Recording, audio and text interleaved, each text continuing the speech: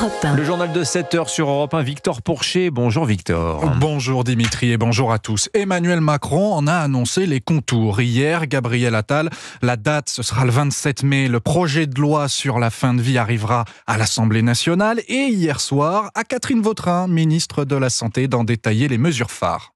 Ce qui est prévu, c'est que lorsque une personne est majeure, il a tout son discernement, il est frappé d'une maladie grave et incurable, il souffre de souffrances qui sont à la fois réfractaires, qu'elles soient psychologiques ou psychiques, à ce moment-là, il peut effectivement demander à bénéficier de l'aide à mourir. À partir de là, la première question qui sera posée, c'est de lui proposer des soins palliatifs. Il accepte ou il n'accepte pas. Une fois que la personne demande d'aide à mourir, il y a l'avis, à ce moment-là, collégial de médecin. Il y a 15 jours pour rendre cet avis.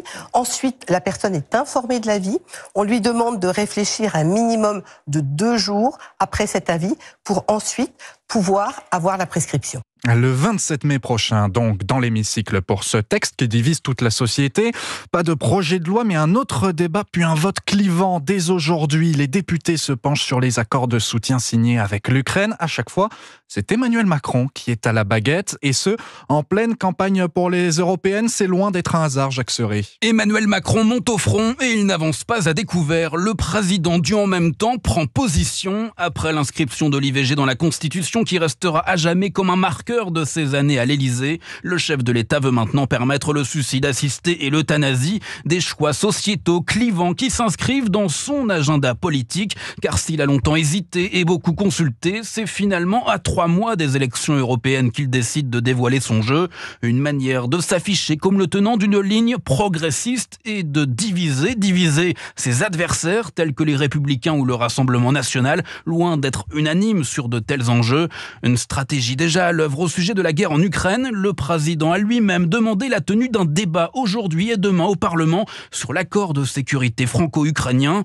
Le principal objectif de l'exécutif sera de dénoncer les ambiguïtés du RN à l'égard de la Russie. Tout le sens du début de campagne de la tête de liste macroniste Valérie Ayé, distancée dans les sondages par Jordan Bardella.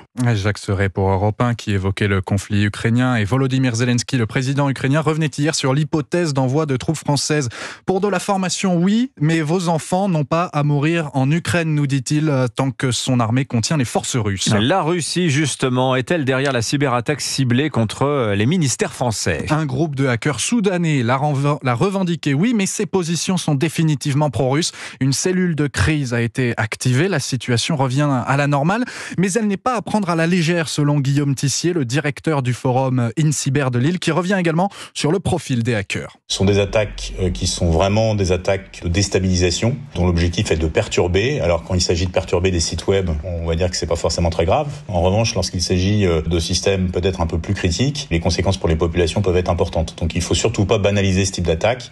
Ce groupe réagit systématiquement en défense de l'islam, en même temps affiche parfois des positions très pro-russes. Et on a vu dans le passé des attaques de ce type finalement contre tous les pays qui avaient soutenu l'Ukraine. Les propos recueillis par Aurélien Fleureau pour Europe 1. 5 heures de négociation pour un compromis entre l'État et les élus corses. Un projet d'écriture constitutionnelle qui reconnaîtra un statut d'autonomie de l'île, mais pas de notion de peuple corse, précise Gérald Darmanin. C'était une ligne rouge du gouvernement. Vous écoutez Europe 1 matin, il est 7h05. Plus d'1 heure, c'est la fusillade la plus longue en France depuis les attentats du Bataclan. C'est là, oh là, c'est quoi ça ? C'est ce que nous apprend ce matin le quotidien Télégramme sur ces échanges de coups de feu à Rennes. C'était dans la nuit de samedi à dimanche dans un quartier de la ville connu pour ses points de deal et son trafic de drogue. Des balles perdues ont même fini leur course dans l'appartement de ses habitants encore traumatisés. La balle est rentrée par le montant de la fenêtre. Elle a sectionné le tourniquet pour monter le volet. Elle a suivi son chemin dans mon micro-ondes. Si j'étais venu dans la cuisine, je serais mort actuellement. D'entendre tous ces coups là, on n'est pas habitué à ça. Quoi. On se dit, on voit ça à la télé, on ne voit pas ça chez nous. Ça partait de partout, ça. C'est... Et moi, j'en ai marre, quoi. J'en ai marre d'avoir peur. Et ces habitants encore traumatisés. Je vous rappelle que 2 personnes avaient été blessées, dont une grièvement dans ces échanges de coups de feu. Le Premier ministre haïtien accepte finalement de démissionner. C'est ce qu'indique la communauté des Caraïbes ce matin. Ariel Henry, sous la pression des gangs qui assiègent le pays depuis une semaine pour réclamer son départ. En France, retour en France, le bilan des crues dans le sud-est s'alourdit. 5 morts désormais. Le corps d'un homme retrouvé hier dans l'Hérault, celui d'un autre à Dions dans le Gard. 5 victimes pour l'heure et un point commun pour la plupart. Leur véhicule tentait de franchir un pont submersible. Des ouvrages méconnus aux nombreux avantages mais aussi potentiellement dangereux. Le reportage de l'envoyé spécial dans le Gard, Charles L'Huillier.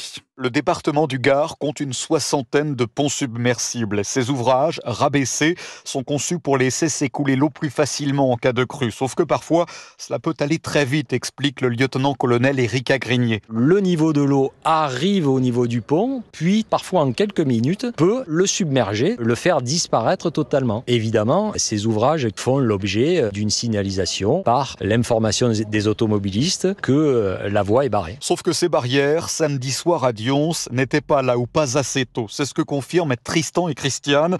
Ils ont traversé le pont 2 heures avant le passage fatal du père et de ses 2 enfants. Le gardon, lui, il avait déjà débordé de son lit depuis un moment et pour les barrières. Et l'eau, elle était déjà à 10 cm de passer au-dessus. On a passé à temps et on voyait rien et donc on a passé, c'est que c'était pas barré. Des barrières à proximité de ces ponts submersibles qui de toutes les façons ne font pas de miracle car elles sont facilement contournables par les automobilistes. À Dions, Charles L'Huillier, Europe 1. Et 4 personnes sont toujours portées disparues. Dans l'actualité également, une situation préoccupante et une trajectoire peu ambitieuse. La Cour des comptes étrille la gestion budgétaire du gouvernement dans un rapport publié aujourd'hui.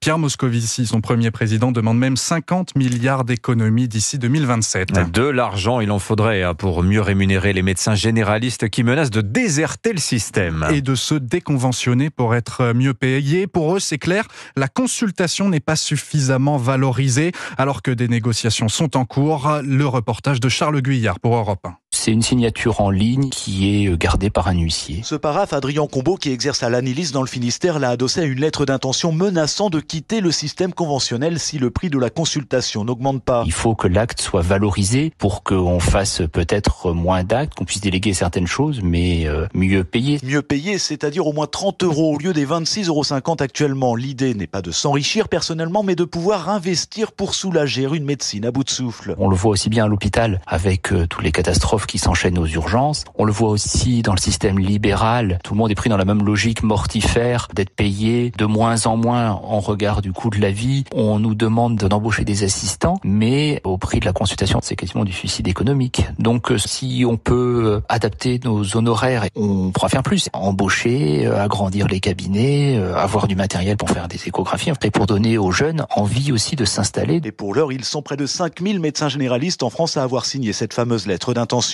Charles Guyard pour Europe 1. Et puis il y a du foot ce soir, 8e de finale retour de la Ligue des Champions. Arsenal, Porto, Barcelone, Naples au programme à 21h. Merci beaucoup Victor Pourchet, c'était votre journal. Il est 7h09 sur Europe 1 à suivre l'édito éco. On va se pencher ce matin sur le compte personnel formation. Depuis le 15 janvier, on peut l'utiliser pour passer le permis moto. Alors c'est un carton, mais est-ce que c'est vraiment le rôle du CPF ? On se posera la question avec Nicolas Bouzou. Juste après l'invité actu d'Europe 1 matin, question sur la fin de vie avec la vice-présidente de l'association française pour les soins palliatifs. À tout de suite.